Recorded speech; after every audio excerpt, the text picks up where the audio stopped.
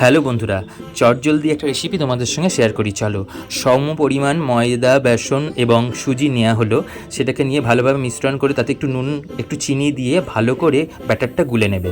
ব্যাটারটা খুব কিন্তু থকথকে মতো গুলতে হবে, খুব সুন্দরভাবে জল দিয়ে এটা অনেকক্ষণ টাইম দিয়ে হাতের প্রেশার দিয়ে ভালো করে গুলেই দেখো এই পরিস্থিতিতে এসেছে।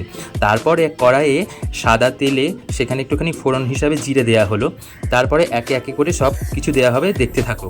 প্রথমেই দেওয়া হলো পেঁয়াজটা ভালো করে লাল লাল করে ভাজতে হবে। একটু নরম হয়ে যাওয়ার পরে তাতে কিন্তু টমেটো দিতে হবে। টমেটো দিয়ে ভালোভাবে কষাতে হবে জিনিসটাকে। এটা একটা মশলা তৈরি হচ্ছে, তোমরা দেখতে থাকো কী রান্না হচ্ছে। এটা খুব চটজলদি তোমরা ঘরেতে করতে পারো অনায়াসে। সকালের নাস্তা বা রাত্রির ডিনার হিসাবে এটা ব্যবহার করতে পারো, খুব ভালো জিনিস। তারপরে ছোলা দেওয়া হলো, ছোলাটা খুব টেস্টি লাগে মানে এই মশলাটা তৈরি করার জন্যে।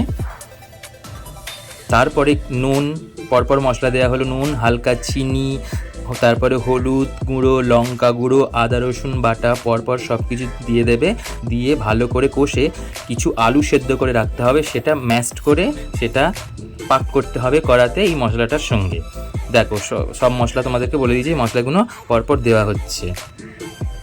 এই রান্নাটা খেতে কিন্তু খুব সুন্দর। আর লাস্টে একটু সোয়া সস দিয়ে দেবে, এটা অপশনাল, তোমরা দিতেও পারো নাও দিতে পারো। তারপরে তাওয়াটা গরম হলে সেখানে সাদা তেল দিয়ে একটুখানি ব্রাশ করে নিয়ে সেখানে কিন্তু যে ব্যাটারটা তৈরি করা হয়েছিল সেই ব্যাটারটা দিতে হবে।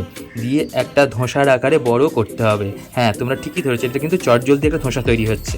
এখানে চাল গুঁড়ো বা অন্য কিছু লাগছে না, এখানে চটজলদি ধোসা। তোমরা কিন্তু এটা করে দেখবে, আর ভালো লাগলে ভিডিওটা লাইক করো।